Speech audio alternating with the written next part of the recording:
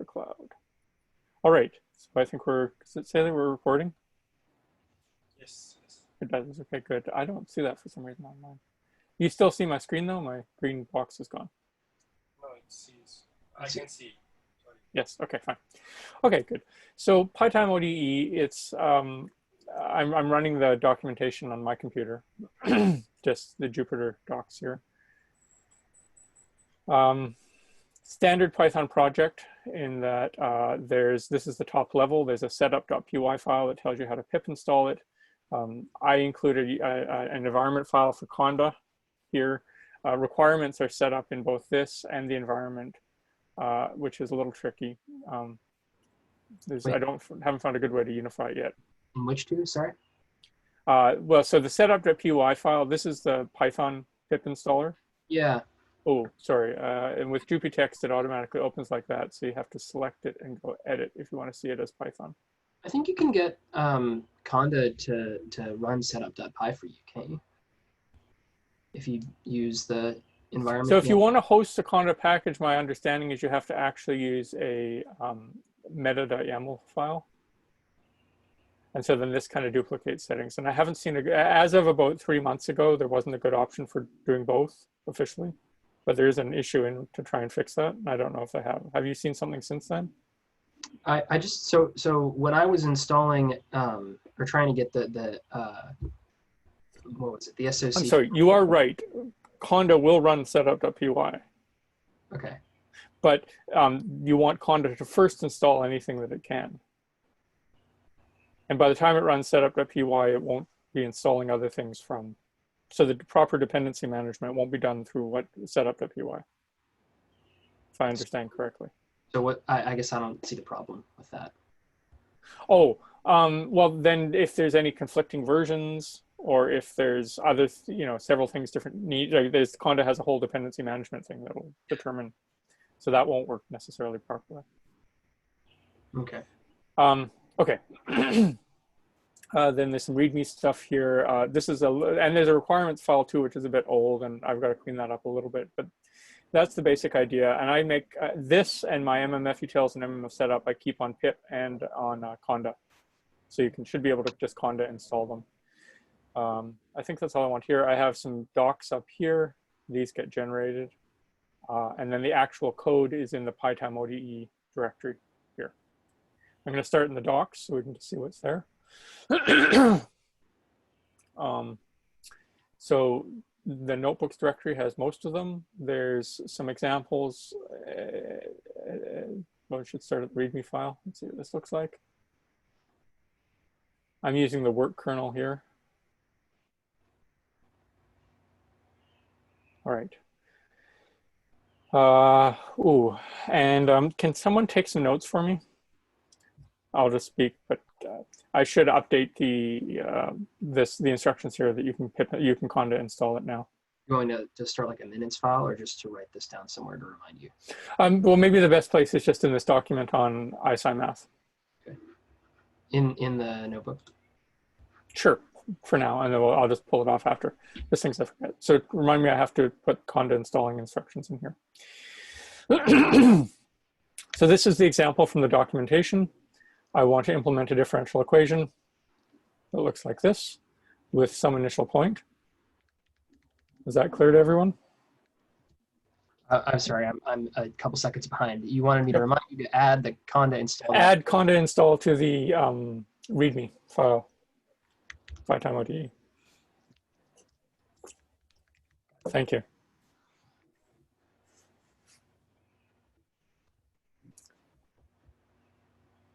Back. Okay, perfect. So this is a simple differential equation that we want to solve. It's a vector differential equation because they're completely decoupled, so y can be a vector. So I'm starting with y equals this. All right. So the basic structure for this is that you have to create a state class that has to provide a certain implement interface. And which interface you have to provide depends on which evolver you want to use. I support two evolvers here. One is the split operator and the other is this ABM. States are basically at this point like arrays. So they can do most of the things that NumPy arrays can do. So you can add states, which is like adding arrays. You can scale states. You can do a few other things with them. And then the individual solvers, evolvers require something like this. So ABM solves first order differential equations like the one up top. So you need to compute dy dt. And so that's your responsibility for writing that. And I have a bunch of mix-ins which provide all of the things that states have to be able to do. And then my evolvers only use those attributes of the states. So there's actually not a whole lot you need to do. If you use my array state mix-in, then the state itself is completely defined by self.data, which has to be an array. And that's all you have to do. You have to just define it. So you've got to figure out how big it's going to be. In this case, I decided to make my constructor take a shape, which will be the size of this guy, and it just initializes it to 0. And then compute dy dt, the differential equation I'm implementing is dy dt is equal to negative y squared. So I just take the self, which has the current state, and I square it. And the slightly tricky thing is that you have to store that in this array. Okay, so I'm actually setting it into the array.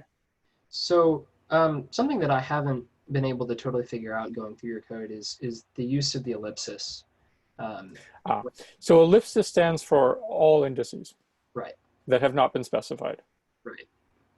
So why use it instead of just nothing, just skipping the brackets and saying dy is negative self? Oh, okay. So those would do two fundamentally different things. So dy equals self squared. So this is what you're suggesting?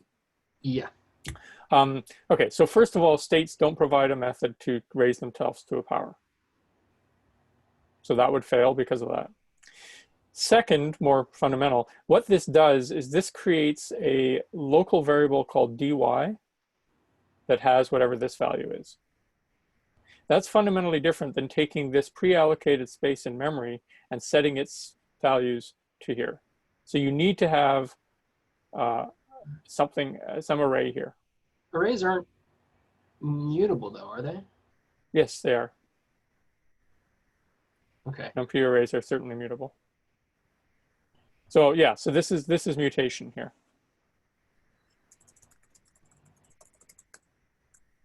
And this is probably not the best way to do this. The best way is probably to go like this. Mm-hmm. So that was my next question actually is this was written a little bit before I changed some things. We'll come back to that, but that's the basic idea. So self does have a method that'll do, it'll give you self.data if you use the ellipsis. Correct. What that actually is for is thinking a little further ahead, thinking like what we're doing with high performance computing. We'll have to have wave functions that are on a whole bunch of machines. Right. And so the idea was that state bracket would allow you to refer to wave functions in different places. And it may not be a contiguous array. So you could iterate through it, reduce, map reduce, stuff like that. So this is if you don't have to have. So it's a little bit more general in that sense. And I had the idea when I wrote this documentation that you could always do that with indices. But I've sort of migrated a little bit away from that. You'll see in the GPE code now, I actually explicitly provide a set psi and a get psi method. Because in my physics code, I want to be clear what I'm doing. And data is what I'm storing internally, but in physics, I want to set my wave function. And between setting the wave function and setting the data, I might have to do some transformations if I'm going to a moving frame or I'm setting a phase or whatever. And so I've tried to sort of move away from using data. But in the PyTimeODE stuff, data that's the whole thing, right? So this is sort of the private internal aspect of the situation. And I was trying to write this so it was agnostic of the internal, but it kind of depends on the internal. So I think there's no reason to do that. Does that make sense? Yes, the idea was instead of directly calling the array, you'd have a thin layer in between, so you could be referring to data which is stored at multiple. So that in principle, if this was all over the place, but yeah, it's a little too complicated, and I think this is a little bit safer way to do it right now. Sure. Okay, so that's it. So now I'm going to create a state. It's going to have, right, this is the initial size. So it's just 1 by 2. Set the data equal to this. And that should be it. Is that clear? All right, so now I want to get an evolver. So there in the evolvers file, I want to use this ABM evolver, which I provided the correct interface for. We'll go over the interfaces in a second. You have to provide it a state. You have to provide it a time step. And you optionally can provide it the initial time that you want to start at. I'm then getting some times. I'm going to collect my results at different times. And so that's just a list with the current, whatever the current time is. And then I'm going to get my states. This is going to be a list of the states at various times. And I'm just using getY. There's an important point here. You can access the current state in the evolver by going evolver.y. But this is one state. And as it evolves in time, that state will change. So if I were to go evolver.y here, then I would have, at the end, 100 copies of the same state, and they'd all have been evolved because they're mutated. And so getY here explicitly makes a copy of the state so that it won't change in the future. Does that make sense? Yes. So this is designed for large problems, and so I want to be very careful about what gets allocated. And so I don't make copies unless I actually explicitly call a copy. And Y is the state. It's not data. It's the state. Y is the state, correct? Yeah. So the evolver has the state, and that's the same notation here. dy dt. Y is the state. So if I understand it correctly, get Y gives you the Y state at a particular time. At the current time, whatever the evolvers evolve to. And evolver.y gives you all the state at all. No. Evolver.y is the same thing, but evolver.y is the actual copy that the evolver is using. Evolver.getY makes a copy of it first. So the evolver only keeps one copy of a state and it evolves it in time. And if I were to go evolver.y, evolver.y, that wouldn't make copies. You'd have a list with 100 references to exactly the same state, which is the current one in the evolver. So why there is a .t? I thought if... Oh, this is just getting the times. Yes. So I'm going to collect the times and I'm going to collect the states. I don't need to collect the times because they're actually in the states. So it's a little bit, maybe I should get rid of that, but I just wanted to show. Sure.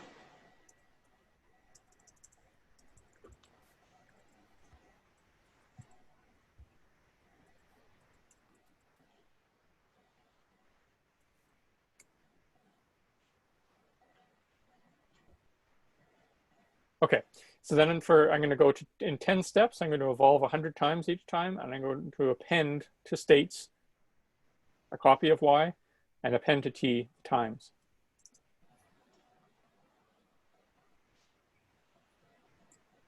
Okay, and so there they are. And if I had done this by mistake, they would all be copies at the end, except for the first one, which was a copy, because they're actually referring to the same state. That's why that's important. Got it. Okay, that's it. Let's see what I said here. So there's an iState interface, which tells you everything a state can do. We'll go over that in a minute. This was my preferred method for accessing the data. I think I want to change that a little bit. For the reasons I mentioned. Then there's specific, and when I do interfaces, I try and break them down into two things. I try to provide a minimal interface, which is what the developer has to worry about, and then the user interface, which is what the user can use. And I try to fill in as many methods as possible through a mix-in. And so we'll see that in the code. So as a developer, you have to provide everything in iState minimal if you want to introduce a new state. And then through a mix-in, you'll get everything that the evolvers need. And I found this double interface to be really useful. And then they need a bit more functionality, for the ABM evolvers. They need a compute dy dt. And then the split evolvers need to be able to compute the e to the kinetic part and e to the potential part. If you can normalize your state, then you should do this. And I think Khalid and Subtarshi, this is how we should put the phase. We should actually define it as a normalization factor, but I have to do that, test that to see if it works. And if you can do things, then you can provide a numExpr interface, and this allows you to use the apply, your state has to provide an apply method, which will allow you to use a library called numExpr, which is a lot faster than NumPy. It uses multiple cores and does some nice memory stuff. So I can go over that briefly. That's about it. And then the interfaces are described here, which we can go through. It's probably better to look through the code, but they're described here. So any questions about that basic structure? So you have to provide a state. You have to provide a few methods in that state. Most of them are provided by mixins, but of course the physics isn't. And then you can use the evolver, and you can do a few extra things. You can provide normalization. You can provide some performance things. I guess I'm a little unclear on the difference between the minimal. Okay, we'll see that shortly.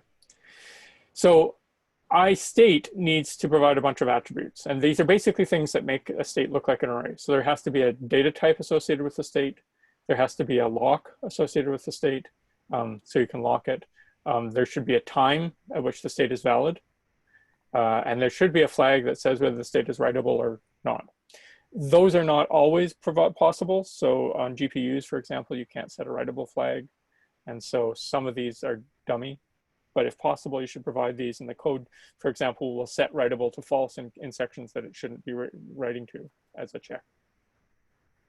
And then basically, there's a whole bunch of methods that are arithmetic operations. You can add to a state, add two states, divide states, multiply by integers, et cetera, et cetera, et cetera. Now, you don't want to have to write all these methods all the time whenever you come up with a new state. And so you can do almost all of these with the AXP operation. Know about AXP? It means AX plus Y. It performs this. This is a standard BLAS routine.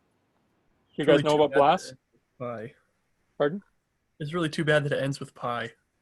Oh, Yeah. maybe. Not knowing what it is, I would. So does CoPy. Yeah. All right, I'm muting myself. So the way, so Ed, how this minimal thing works, if you provide the AXP operation, then I have default functions that'll do all the others. Okay, so if that's how the minimal works. Okay, so if I say that my state provides the minimal, all I have to do is define the AXP. Correct. And you probably need to define copy, or maybe you need to define copy from, and then copy can be defined, or things like that. We'll work that, okay? Copying states is important. Again, these tend to be big, so these are explicitly called. And you can copy a state, or you might copy a state, but only copy the data. This is important, for example, if you want to initialize one state from another state, but you don't want to change any of the parameters. Like you're initializing a state that has a different cooling phase or a different potential, but you want to initialize it from some other state, then the only data is useful. This will return an empty copy. This will return a copy filled with ones. You need to be able to scale the state. You probably need AXP and scale, I think. And then this will shift everything. This is needed for minimizers. And then this is 0. Okay? Okay. The two evolvers I provide currently, there's the ABM evolver, which you also need to have this on top of the iState. And as I mentioned, it mutates in place. And then for split evolvers, you need to have a linear attribute that's true or false, depending on whether it's a linear problem. And then you have to have an apply expk, which does this in place, or an apply expv, which does this in place. And then if you can define those, then you'll have the, okay? Sorry, or and? I thought you needed And both. you need both of these. Did I say or? You need both. Okay, that makes more sense. And you can also imply, I got to figure out that one. Another bug. Maybe you can just make a note of that. It's an normalize. iState with normalize. Yeah, it's just the returns thing here. I've got to fix that. We'll come back to that, look at it in the code. iState apply. This is the one that allows you to apply an expression to the state. And expressions are basically arithmetic operations. So if you have like 5 states and you want to compute some linear combination of them or do some nonlinear function to it, you can compute an expression that does that and pass that expression to apply, and it'll apply it to the state. And this is how we do, for example, GPU computing. We do all our functions through apply, and then we have a GPU state that knows how to apply expressions using a GPU kernel. Okay.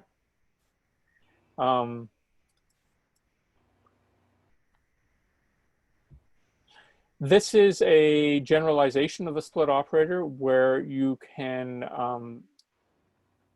you have a function called getPotentials that returns the potentials at a given time and applies them using those potentials in here. This is not so important for the GPE, but it's really important for the unitary, for the fermion SLDA evolvers, where you have to actually, to get proper convergence, you have to evaluate the potentials halfway in between a step. And so you need to be able to evaluate those, say those go forward, come back, and it's the way the cancellations work across wave functions. So that's a generalization which I don't use yet, but we'll need for that. And then there's a flat, which provides a flat iterator, and a get data, which returns your data as a numpy array, and a ravel, which returns it as a flat, and a way to set the data, and a way to unravel it from flat. And this is used by the minimizers, which don't care what the shape of the data is. They just need the data as one long thing so that it can iterate over it and find the minimum. This is unimportant, but it always kind of bothered me. You know why raveling is flattening and unraveling is unflattening? Because that feels backwards to me. Like if I think about unraveling, I'm thinking about, you know, pulling the array flat. Okay.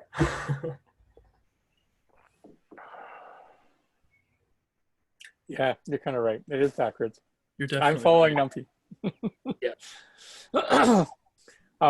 And then some states are arrays, and so you can provide the array interface, which will allow you to use np.asArray on it, and then this will return the array. Okay, that's it. One little trick here, in some of my Mercurial repositories, if you provide a .hrc file in the repository top level, then when you, I, on my places, have set up a hook that will include that in the private .hrc file. And so you can include paths to various repositories with your project by doing that. Ask me about that later. All right, I think that's everything. All right, let's just take a look briefly in the actual interfaces.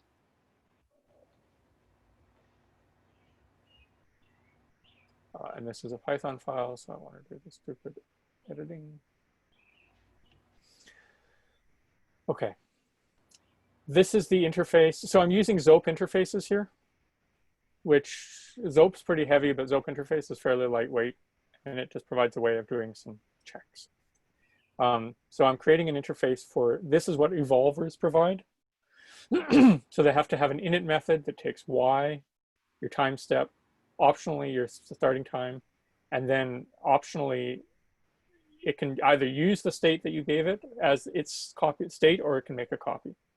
If you're really memory short, you might want to make copy equals false, and then you're in complete control. Evolve will evolve n steps forward, and get y will return a copy of the y. And then in addition, it has the attribute y, which is the current state, but that's mutable. And the second, it has an attribute t, which is, this was old, but this now basically should be referred to in the state. So I actually should not use evolver.t here. Oh, I do. I use evolver.y.t. Okay, good. So this was a backward compatibility thing, which we don't use anymore. Make sense? To define interfaces, there's actually, I think there are better ways now in Python of maybe trying to do this, but this has worked well, so I'm not changing all my code. But you specify attributes, you give the name of the attribute, you give the documentation, little bit of redundancy here. And then you define your methods. And notice these methods do not have self, because self is not part of the public interface. Right. Okay. You cannot put code in these methods. this, so you can't, in some cases you might define your abstract base class and then put some of the mix-in code that fills things in the interface. Here, that's a no-no. Okay, iState then has a whole bunch of other things, the writable, DT, copy from AXP, shift, etc. Okay, and then these guys are the required ones. So basically, if you provide all of these, then you're set. And it looks like I didn't actually provide an iState minimal. Sometimes I have an iState minimal, and then iState will inherit from that and add different things. I think this is what I want to do. I can't remember. But what I've done here is I've just made it clear in the code which methods you have to define and which methods will be provided with mixins. Because the way you would do this as a writer is you would, if you're making a new state, you'd probably copy this class into your code as a skeleton and then go through and just implement all of these. And so I think there's no reason that I need to have a minimal interface as a separate class from the actual interface. Make sense? Sure. Okay. So if you want to write a new state, you simply implement all of these guys and then inherit from state mixin, and you're done. I think I just haven't totally grokked the philosophy of the ZOP interfaces. Is it really just to impose a certain structure on the classes to make sure that they have? Correct. And I mean, it's the idea. Do you understand the idea of interfaces? It's so that the developer has a target, a well-defined target, and that the user has a well-defined specification.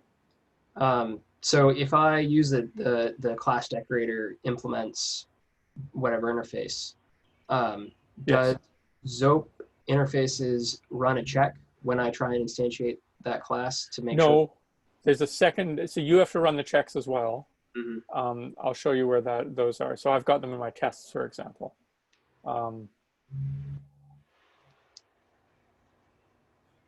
So what exactly does the decorator do?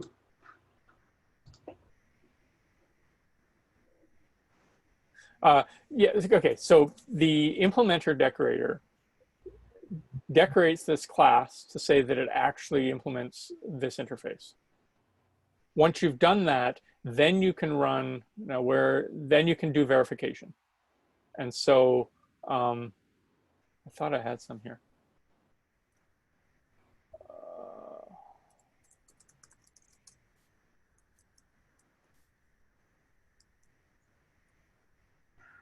Looks like I didn't do it in my test.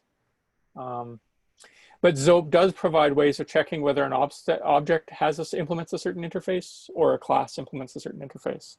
And so you can explicitly call those tests. This doesn't do it. So it's kind of fine for this to be an op, but you can do that. And I have done that in various places. I just don't remember exactly where. We'll probably stumble across it soon. Okay. Okay. The main thing that it provides is a way of specifying attributes, right? Like it gives you this guy, which provides documentation that I can then extract using something like this for the website. Yeah. Right. That's the main thing it does. But these tests are somewhat useful as well. Slightly overkill, but back in Python when I was originally, there's no easy way of doing this type of declaration without. Okay. The flat adds ravel, unravel from, etc. Set data, get data. Yeah, and so these guys now are needed, for example, if we're doing this on a GPU. Because in the GPU array is not an UMPI array. And so you need to be able to send the data to the GPU or bring it back, which also has a performance hit. So you want that to be explicit.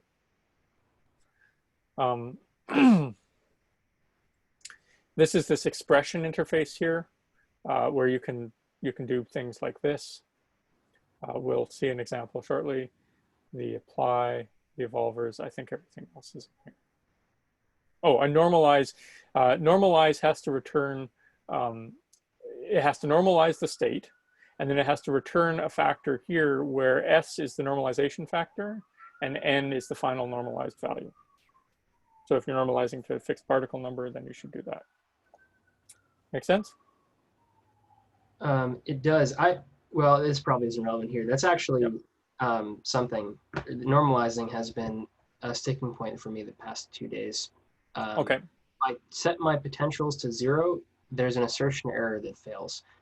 If we don't have to get into this because I don't think it's super relevant to today. Sure. Bring it up though. We can take a look in a bit.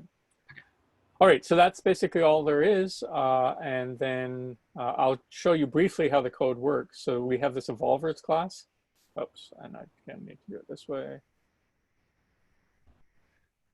And so there's here, I'm providing a base interface. I do this a lot too. I'll implement a lot of the functionality, but not all of it in a base class and then inherit from that. So this provides your init function. It copies if copy is true, otherwise it doesn't. It sets the state's initial time, sets a few other things. Here's an example of using Zope. So if iState normalize is provided by Y, then you can do this. Otherwise, I'll raise an error. You can't set normalize if you don't provide that interface. Got it. Okay. And if applies, then this just checks to see if you can apply it. Get dy dt get dy. This is the actual step in the evolver. And you can, if you wanted to do something better, you could do it. But this is sort of how it works. If you don't provide y, y is none. If dy is none, then create an empty state. If t is none, so it's basically just a bunch of checks, and then I lock the array because y should not be mutated by this function, and then I compute dy dt. So this is an example.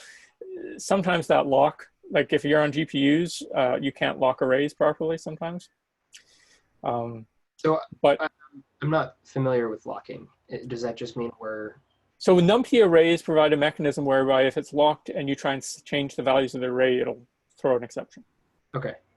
And so if you can do that with your state somehow, which you could try and do if you want to be convoluted through getAttr and stuff like that, right?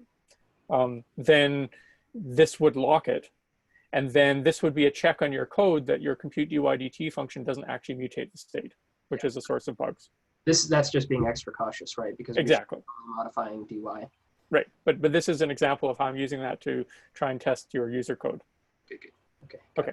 And then what evolve does, it does the first step, and then for the next steps, it does the next steps, and then it does the final step. Okay, and then it checks that the time has been properly recorded. If your state provides a pre-evolve hook, it'll execute that before it starts evolving. And if you provide a post-evolve hook, it'll execute that after evolving. This is how I deal with my issue, which is how do you make sure your state is correct? So if you change an attribute on your state, then you might need to recompute things in order for your state to be valid. When do you recompute? Do you recompute the second the attribute gets changed? Well, a bunch of those computations might be kind of expensive, and then if you change 4 attributes, you're recomputing 4 times because each time you change it. And plus, it's hard to write that code, and you have to write getters and setters. And so what I end up doing now is I usually have a dunder init constructor and then an init method, which does all the computations at once. And the idea is that you can change anything you like, then you call init, and then you go and do your work. And so this pre-evolve hook here would generally call that init method and do all those computations that need to be done before the state starts getting evolved. That may take a long time, may not be efficient.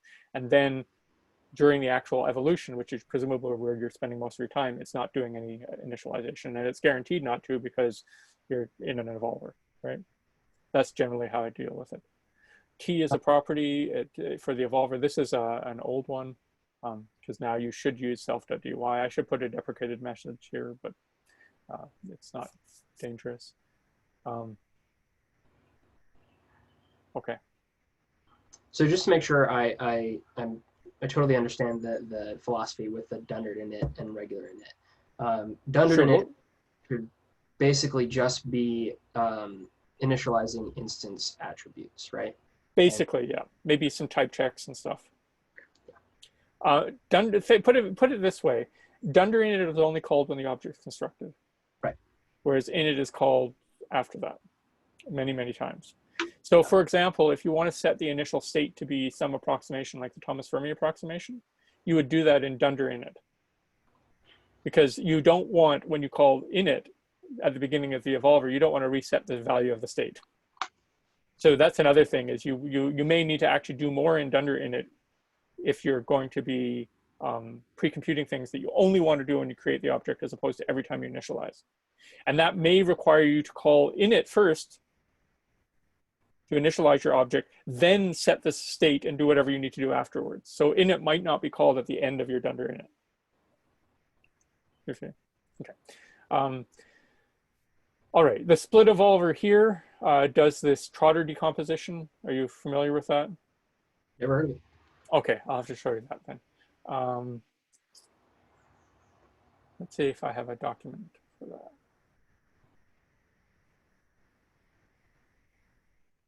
Here we go.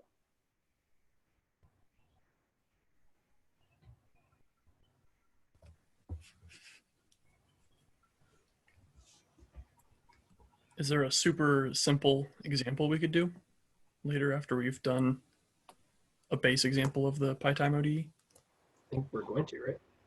Sure, what you just let me know what would be most useful. Well, I'm not sure what would be overkill and what's a good problem for this. We were A planning. simple thing would be to do like a harmonic trap, setting up Thomas Fermi initial state, like get density and how we set the data. Well, And think then do about what the- you want to do, and then we'll come back to that in a second. Okay. Sure. Okay. Something related to what you have to do would be better than something not related. Okay, so here's how the split operator works. If your time dependence can be written as a kinetic energy, well, two operators, K and V acting on the state.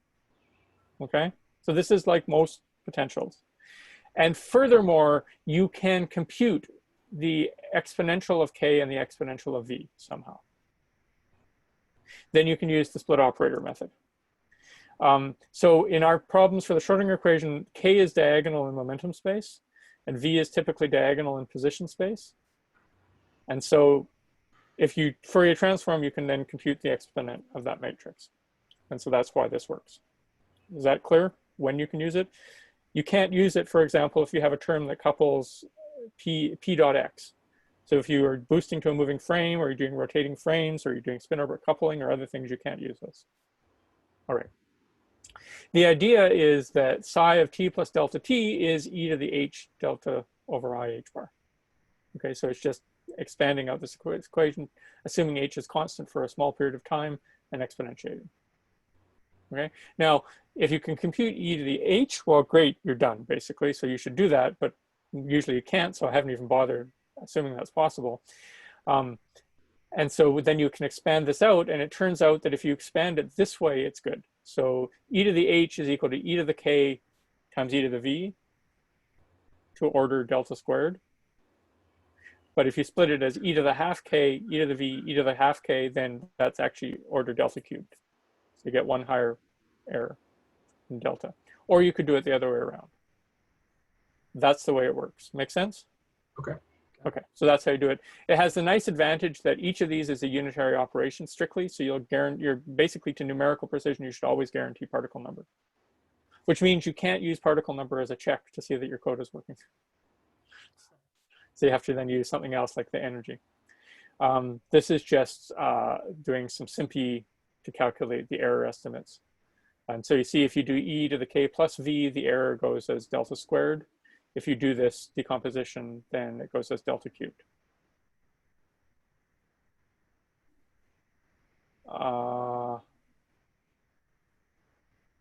Yes, right. This is the first nonlinear term.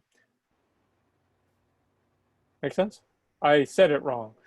This is accurate to order delta, and this is the error term. This is accurate to order delta squared, and this is the error term. Got it. Yeah. Okay. There's a slight complication if V depends on time or it depends on the state. In that case, then you have to expand the potential as well and express your steps in terms of this. And in order to do this, you have to evaluate the potential at the right point in time, which is typically halfway between the step. And so there's a little bit of subtlety in there. And this is now doing that expansion and showing you that if you don't make sure that this linear term vanishes, then you get into difficulties, right?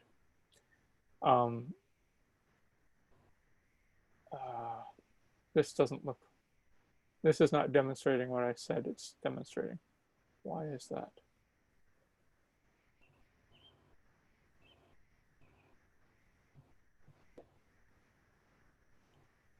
Okay. All right, here we go. So now we can kill that linear term if you evaluate this at the midpoint. Okay. And then trying to expand it out is a little bit more tricky, but okay, you can work through these if you want to try and see why you have to do this. But basically the idea is that you can average the potential evaluated at the end point of the interval and at the beginning of the interval, or sometimes if you can do it, you could evaluate the potential halfway through the interval. Okay. But if the potential depends on the state, then it's a little more tricky. And so then this is typically what you do. You evolve to the once, you evaluate the potential, then you correct and you evolve back halfway and then go forward. So anyway, that's built into the code. Let's see if we did anything interesting here. Oh, yeah, okay, so this is an implementation of this with different ways of evolving, and then to show some convergence plots here. Is this notebook in the docs for PyTimeODE? Is that where we are? Yes. So this is for a linear problem, and so they all converge fairly quickly. And then for a nonlinear problem, some methods don't converge very well. And then these are the good evolvers, which converge at the faster rate. Okay. Okay. And this is a test on this with unitary evolution. And then this is the approach that Gabriel's actually using in his code. And it works in his case for unitary evolution, but it doesn't gain, anyway, this is somewhat technical, but this stuff is in here. And this is the end result. Okay. I think that's all I need to, oh, do I need to say anything else? I don't know if I described this properly. Let's see. So there's a Nixon's class, which we should probably look at briefly, and then before we finish. The mixins class, as I say, provides all of these functionality. So how do you get plus self?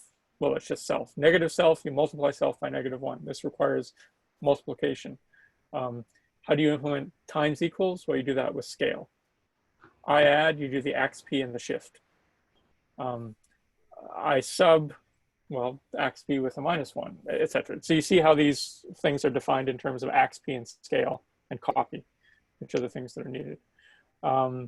Here's the lock context, so it has to provide this. So this is a property, but it's also a context manager. These are some Python things. If you don't know about them, eventually you should learn about them. The context manager means this thing can be used in a with statement. Yep. This will get self.writable, say lockable true. It'll try and set writable false. Some objects can't, but that's okay. It'll then yield the value of the function, allow you to continue executing, and then when you're finished, it will reset the lockable attribute.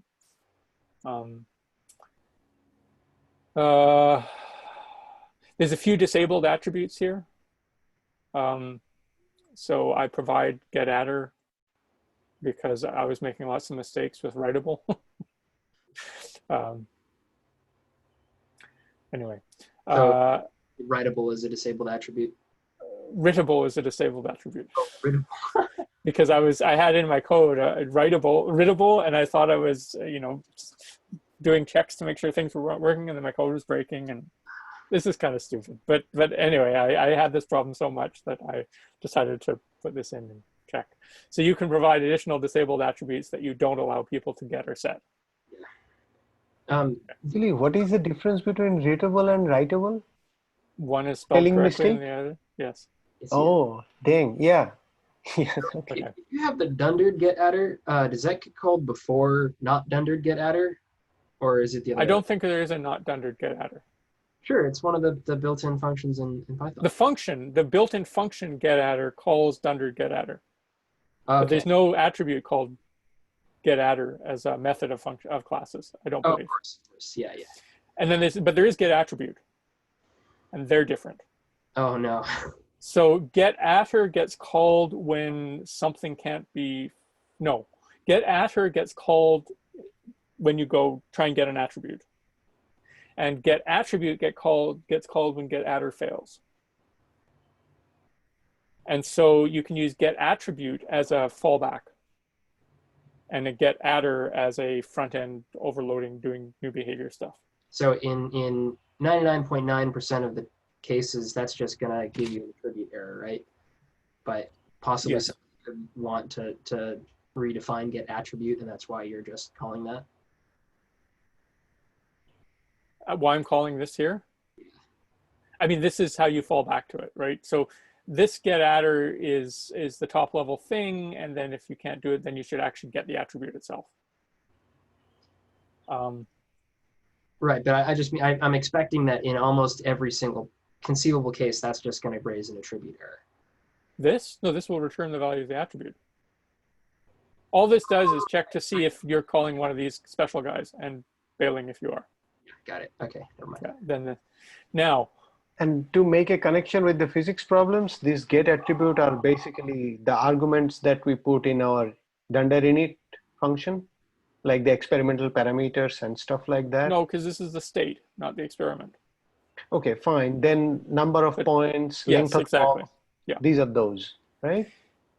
What I don't understand is why I don't use super get attr. I had a problem with this and I don't know why. And now that we've moved to Python 3, I should probably just do that. Oh, you mean there? Yeah. Yeah, here I thought, I would think that when one should go super.getAttr instead of self.get attribute. And I had a problem with that and I can't remember why. It's probably in the commit logs, but I have to think about that. That may not be the right thing to do. Yeah, so if you call super, something will have subclassed this mixin. Correct. And if you call super get attr, but there's an instance variable in the subclass, will super.getAttr give you the instance variable from the subclass? Well, the instance variable is stored in the dictionary. Yeah. And so ultimately the object getAttr will access it. So it has nothing to do with the supers. Okay. But there was some subtlety and I can't remember what it is. I've got to figure that out. I don't want to fix that right now. Super used to be pretty sketchy. Yeah, but now there's a nice article called Super Considered Harmful. And then the follow-up to that is now Super Considered Super. Nice. Super works pretty well in Python 3. The issue is when you have, is bottoming out. So for example, if you call super religiously on your constructor, well, object's constructor doesn't take any arguments. And so then that's going to bottom out. So you have to stop somewhere, but it works generally well. New style classes, that's not an issue anymore, right? I don't think there is any, I think everything's a new style class. Yeah, in Python 3, yeah. Python 3, yeah. I'm not supporting Python 2 anymore. I wouldn't, yeah. Okay. Now there's a data helper mix in here, which allows you to store your data in data. This could be a dictionary, a list, or an array or something like that. There's a way of running some nice string representations of the operator, iterating over those. So this was the idea for quantum numbers. So if you're doing something with spherical harmonics, then each quantum, I have to factor your state into different sectors. And anyway, we'll come back to that at some point when we need to. Then when you run a ravel, something that has a whole bunch of different keys, well, you have to ravel it for each key and append all those. And so there's sort of a way of dealing with that. States mix in, this allows your state to be have a bunch of different data things, right? So this would be like an amalgam of a bunch of states. So if you wanted to evolve something that, say, a 2-component system, this is one way of doing it. You'd have 2 different states for each component and then combine them together. And then array state mix in, this is the one where data is an array and then everything falls back to data. So the D type is set by the data, right? Writable uses the data's writable flags. And then there's something here, I provide XP, which is the NumPy. But if you're using GPUs, then you should make that QP. And then you can write GPU agnostic code pretty easily. So everywhere internally, you should use XP. Right. Okay, so right, and the D type gets it from the data, etc. Although you can overload it, and it's copying copies that state, has to deep copy the actual data. Okay, so this is how things. This is the one I use most of the time. Is this array state mixin, and then there's another one called arrays state mixin. It's pretty. So don't get too confused. The idea here, data is a dictionary of arrays that then can be stacked together, etc. Multi-state mixin, this was what I used before when you have multiple states, but now you should use states mixin, so that's just backward compatible. So these are all the mixins that you can use to make various things, and there's some examples now in, so for example, in tests, there's this minimal example that I use in my tests. I still don't want to do that. I never use notebooks to edit things. Okay, so this is implementing a series of equations that satisfy this. So this is, it's a time-dependent potential, right, with -2 t minus 1 that has this exponential solution. So I create a state, set the data, it's complex data, set my time, copying and everything. So this is sort of an implementation of a state from scratch. I could have just used data, but I'm actually not using array state mixin. I'm using just state flat mixin. So I have to provide copy from axp, scale, shift, apply v, and compute dy dt. I don't need to do this. This is optional, but I'm writing this as a Schrodinger equation type thing. So I'm using that in here. Make sense? Okay, so there's a simple example. If I want to provide the I-state flat and I-state as array interfaces, then I need to have a few other things: the ravel, unravel, the array state interface, and a way of setting the data. Then, oh yeah, so then if I want to do a NumPy state, NumPy example, I have to have an apply method, which will apply an expression to everything. And so, yeah, so for each variable that's passed in here, I check to see if it's a state. If it is a state, then I actually get the array. And then I evaluate the expression using the actual array data. And this is what this numexpr does under the hood, is it gives you an expression that can compute things given arrays. But it doesn't know about my states. So my apply method needs to basically extract the underlying arrays and put them in. Got it. That's how that works. And then for each of those classes, I test that they provide the appropriate interfaces. Then this is a minimal array state. So this is one using the array state mixin, where I just define data and compute dy dt, and everything else is provided for me by this mixin. So those are some simple examples, and I use those in my various tests. And again, I don't want to do that. So here's how I write tests. I don't know if you've seen writing tests in Python before. But basically, you have a directory with some files called test something in them. And in those files, you have a bunch of classes, functions or classes that start with test and that are called test. And then when you write PyTest, it'll run all of them. And if you need to set up the class, you can do a setup class method to do some things. So I create a state here. I create a states. So this is an example of where data is a list of states. I create one where data is a dictionary of states. Okay, and then I set up the class. So I set the class variable to be state. I get an initial state. I get the shape.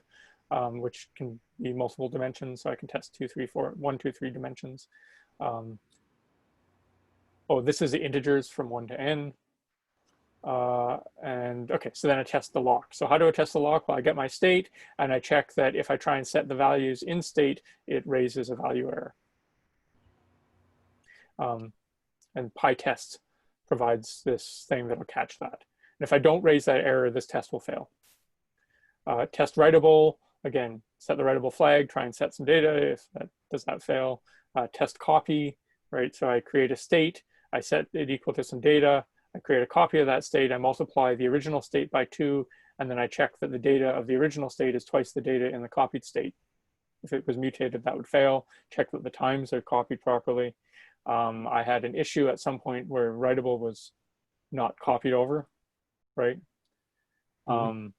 So that should be copied over. Test an empty state, right? So make sure that the empty thing works, and then you can set the data. Right. So you should aim in your code for 100% code coverage testing. So that means you have a test for every single method or function that you provide. Is that it? Well, at least that every single method or function is called by test, and all loops are executed by all your tests and stuff. And it's hard, but you should aim for it. And then in your tests, you can just assert. And PyTest will do the right thing with those. Okay? All right, that's all I want to go here. Let's just check and see that I haven't screwed anything up, because I did actually.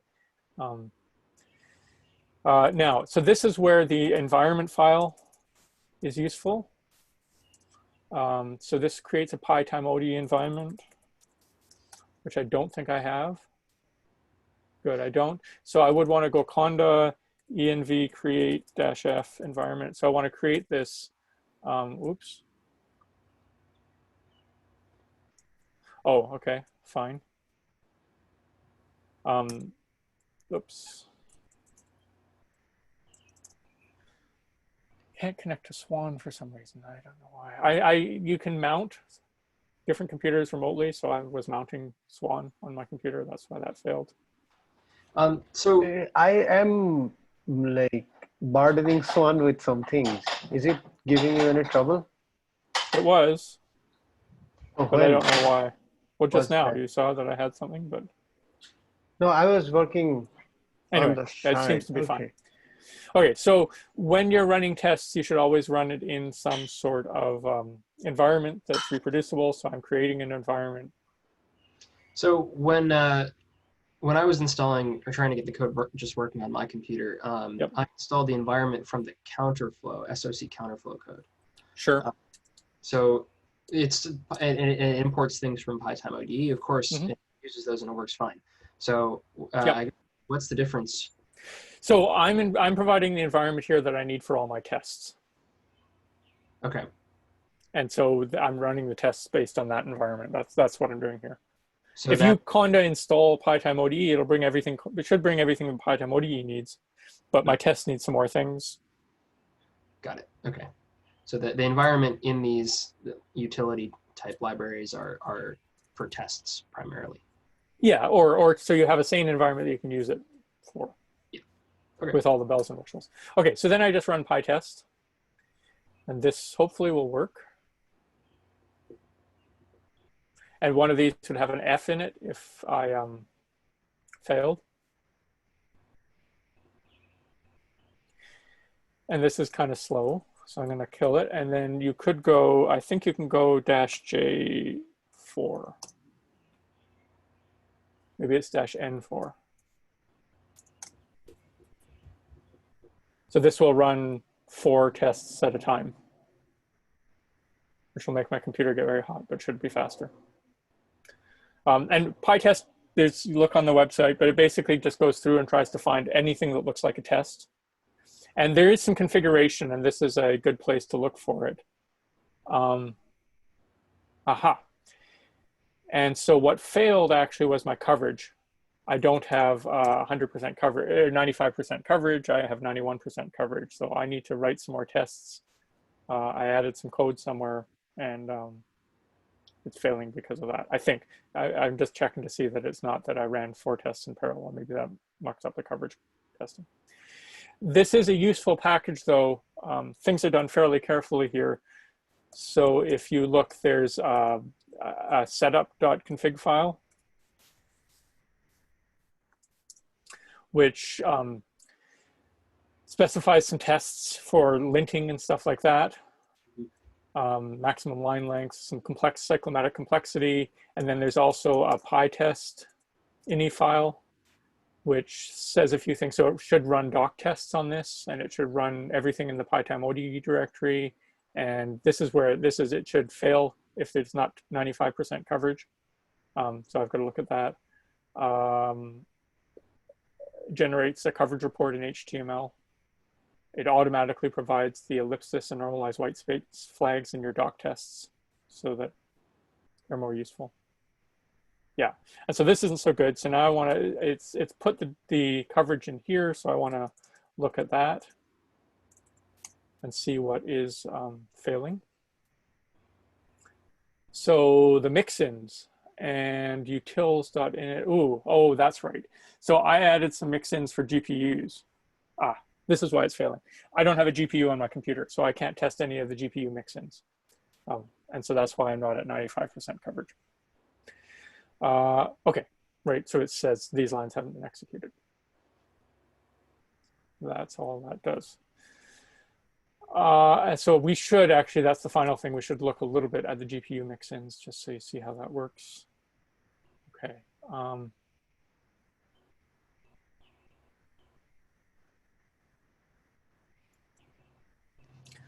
So this provides a GPU array state mixin. That's the only one I provide right now. I needed to write a customized expression class that allows me to apply expressions on GPUs. The way I'm doing this, I'm using the QP library, which is very nice. It provides almost a NumPy-like experience for accessing and using stuff on the GPU. And it defines an element-wise kernel, which will take an expression and perform an operation on the GPU. So this makes a CUDA kernel that can then be applied.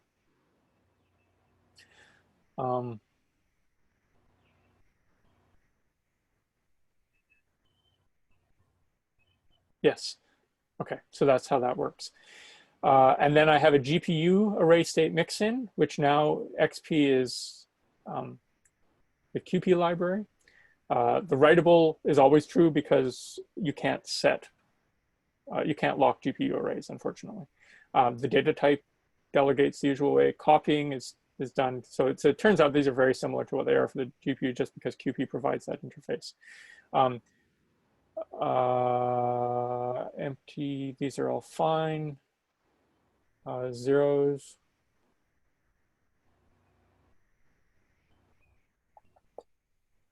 I need to check this a little bit more carefully. I'm not quite sure why I'm using CP here, QP here, and self.xp here. I should think a little bit more carefully about that. The only main one is get data, which has to transfer it from the GPU to the CPU. And so that's using this. This is slow, right? That takes a long time. And sending the data over to the GPU is also slow. Where is set? Do I have a set data?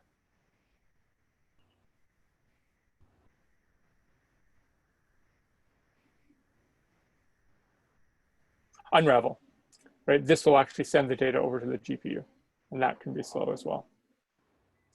And then to apply an expression, we just do that. So that's basically all I had to do to make this work with GPUs.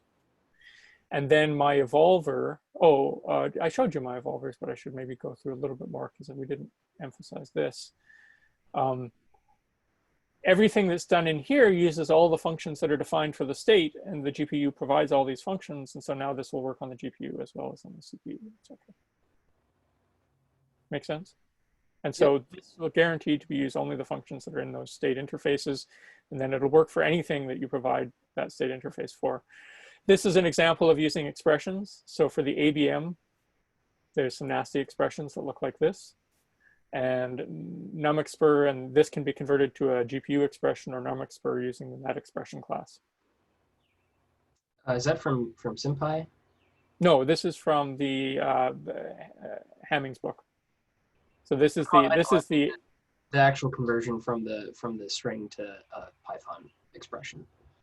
So numexpr does this automatically, and I think the GPU kernel actually will also do it too. Okay. So I don't think I need to use simpy here at all, although I think in my expression class I do use simpy to do some replacements. I can't remember. This is one wart, which I really should fix. The ABM evolver is order 5. Mm-hmm. But Rungakutta, you need to initialize it. You need to have 4 previous time steps. And so I use Rungakutta with half the time step to try and do that. That introduces some errors and can spoil your convergence a little bit. Ideally, you should start from a state. Just be aware it's a little bit of a problem with the code right now. So is it holding 5 copies of the state in memory at all times? It has about 8. Oh, wow. Because it also has, it has to store not only the state, but it has to store the derivatives, the previous derivatives. Yeah. And then this cycles through them in a particular way. Actually, this is the worst. This Rungakutta requires 10 copies. This is the simple implementation of Rungakutta. This uses 15 arrays. This is one that uses 11. And this is a reorganization that is the best I can do that uses 10. It'd be nice if I could use fewer, because that actually is a bottleneck. So if you have to use Rungakutta, then I think there must be a way of initializing the state with no Rungakutta. Yeah, there is. So if you, for example, have a state that for the first 4 time steps is completely, it just sits there, and then you turn on potentials, then you can do it that way, and that's a good way of initializing. Right. That's what our production code that we're running on Kamiak or Summit will do. Yeah, and then there's the ABM step, which is here, which uses those expressions that we defined above. Mm-hmm. And there's another version that uses the apply method. So this is useful if it's the numexpr. And these are a little bit more complicated than they need to be because they're shuffling arrays around to minimize the memory usage. So that's the idea. And then I store the previous states in Ys, etc. Okay. Okay. All right. I think that's everything. Did I miss anything? No, I think that's everything. So, questions? Maybe I should stop here.